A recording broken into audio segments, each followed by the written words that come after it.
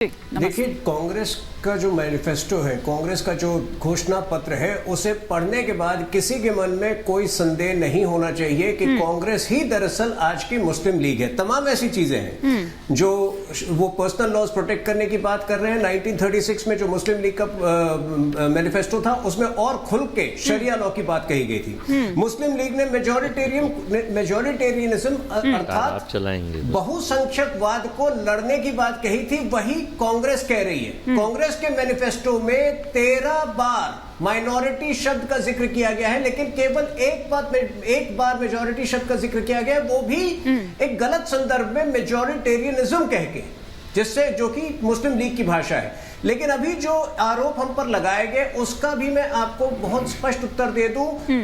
श्यामा प्रसाद मुखर्जी जी का कभी भी, जब वो हिंदू महासभा में थे, मुस्लिम लीग के साथ कोई गठबंधन नहीं था। फजलुल हक मुस्लिम लीग से बाहर आकर उन्होंने प्रजा कृषक पार्टी बनाई थी, और उसके साथ मैं तो सरकार चलाने की कह रहा हूं कि मंत्री बनकर उसमें सरकार चला रहे थे। झूठ और मिथ्या। मैंने कब कहा कि वो मुस्लिम लीग में थे? हमेशा से मुस्लिम लीग का एक ही मकसद रहा था, देश का विभाजन करना। और आज की मुस्लिम लीग से केवल एक पार्टी का सरोकार है, केवल एक पार्टी का गठबंधन है, वो है कांग्रेस पार्टी। और बड़े शर्म की बात है कि जब राहुल गांधी अपना नामांकन भर रहे थे, तो राहुल गांधी कांग्रेस का झंडा भी नहीं फहरा पाए, क्योंकि आपस में विवाद हुआ दोनों पार्टियों के बीच। वो चाह रहे थे कि अपना झंडा, आईयूएमएल चाह रही थी कि राहुल जी के साथ बैठे थे क्या?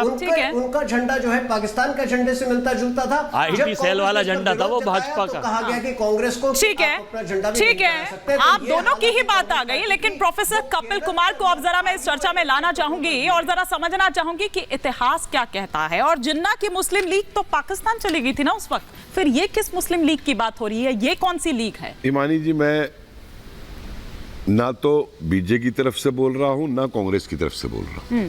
आपने एक इतिहासकार के नाते कुछ सवाल पूछे जी। मैं 1916 से शुरू करता कि पहली बार 1916 के अंदर लखनऊ में कांग्रेस मुस्लिम लीग पैक्ट होता है, जिसके अंदर कांग्रेस जो है सेपरेट मुस्लिम इलेक्टोरेट्स को चुनाव में स्वीकार करती है। और यह भी स्वीकार होता है कि काउंसिल के अंदर किसी भी कम्युनिटी से रिलेटेड कोई कानून जो है तब तक पारित नहीं होगा जब तक उस समुदाय के 3/4 व्यक्ति काउंसिल के अंदर उस पर वोट नहीं थे। पहली बात। दूसरी आइए खिलाफत मूवमेंट के ऊपर। खिलाफत मूवमेंट का भारत से दूर दूर तक कोई संबंध नहीं।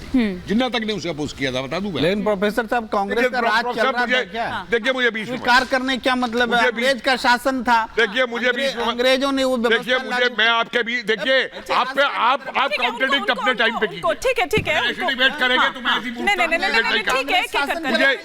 अंग्रेज शासन था, अंग्रेजों का। हाँ, तो कांग्रेस क्यों सिद्धांतवादी कहती है फिर अपने आप को? मुझे प्रोवोक मत करिए, मुझे आराम से अपनी बात कहने दीजिए। अरे आप कम्युनिस्ट ने तो खुद बेचा है, छोड़िए इस बात को।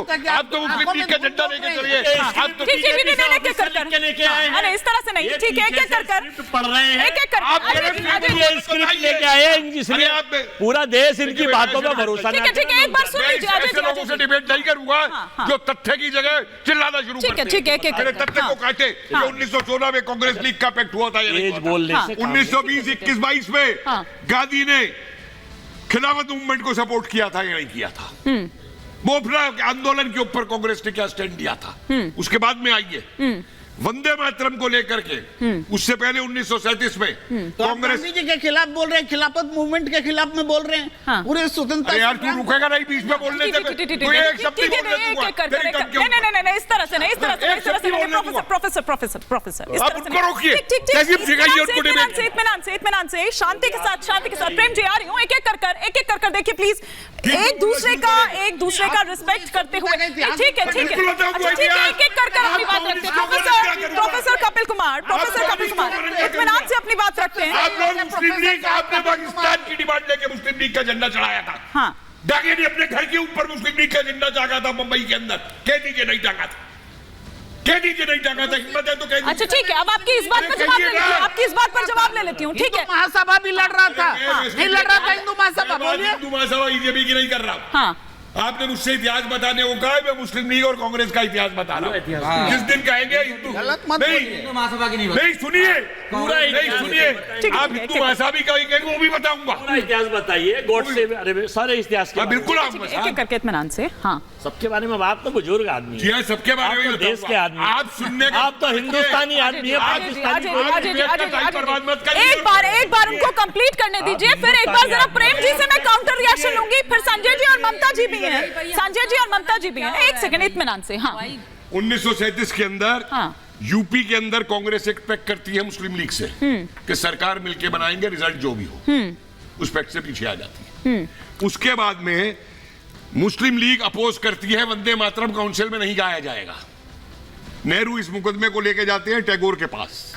सरदार सुभाष चंद्र बोस की चिट्ठी देख लीजिए, नेहरू को लिख के कहा है कि जो फेनेटिक लोग हैं उनकी इस डिमांड को मत मानिए, हम मुसलमानों से बात करने को तैयार है, लेकिन अगर इन फेनेटिक्स की एक डिमांड आपने मांग ली, अपीज कर दिया, तो कल को ये और डिमांड करेंगे। खुद बोस का लेटर है। लेकिन नेहरू ने दोनों कटवाई। देखिए मेरे को बीच में ठीक है प्रोफेसर साहब आप कंप्लीट करिए, फिर एक बार प्रेम जी से मैं रिएक्शन। हमारे कुछ 10 सेकंड समय देंगे, मैं इनके जवाब मेरे पास एक सेकंड एक एक कर आते हैं, एक एक झूठा नहीं हूं ना, मैं पार्टी प्रवक्ता हूं आप लोगों की तरीके से।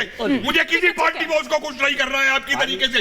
इतना चिल्लाने की ठीक है, एक सेकंड प्रोफेसर साहब थोड़ा सा शांत। अच्छा ठीक है, अभी तक आपने जो बोला है, अभी तक आपने जो बात की है, एक सेकंड अजय जी एक सेकंड ना, अजय जी इस पर मैं प्रेम जी से चाहूंगी रिएक्शन। एक सेकंड अजय जी एक सेकंड रुकिए, अजय जी और बंगाल में प्रोफेसर साहब मैं आ रही हूँ, लेकिन अजय जी एक सेकंड होल्ड करिए, एक सेकंड होल्ड करिए अजय जी होल्ड करिए, वरना मुझे आपका फोन लेना पड़ेगा, जिसमें एक सेकंड की सरकार थी, ये फैक्ट्स कह रहा हूं सर।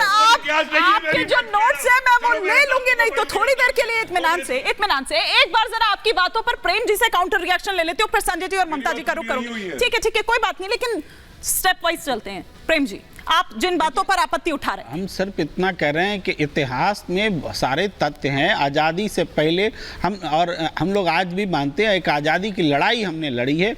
उस आज़ादी की लड़ाई को हम खिलाफत को डिफेम करके हम बदनाम न करें। हम क्यों इस बहस में पड़ रहे हैं?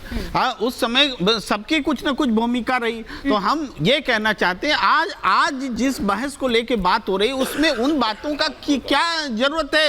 ये खिलाफत मूवमेंट में कांग्रेस ने ऐसा कर लिया, अरे स्वतंत्रता की लड़ाई लड़ी जा रही थी, कांग्रेस का शासन नहीं था। अंग्रेज उस समय बांटो और राज करो की नीति पर अमल कर रहे थे, मजबूर कर रहे थे लोगों को। उन्होंने ही हिंदू महासभा बनवाई, उन्होंने ही मुस्लिम लीग बनवाया। क्या कह रहे हैं इस देश को प्रेम जी, अगर आपने सुना हो 3-4 बिंदु कुछ वो लेकर आए, 3-4 बिंदु वो लेकर आए जिनको उन्होंने कंपेयर किया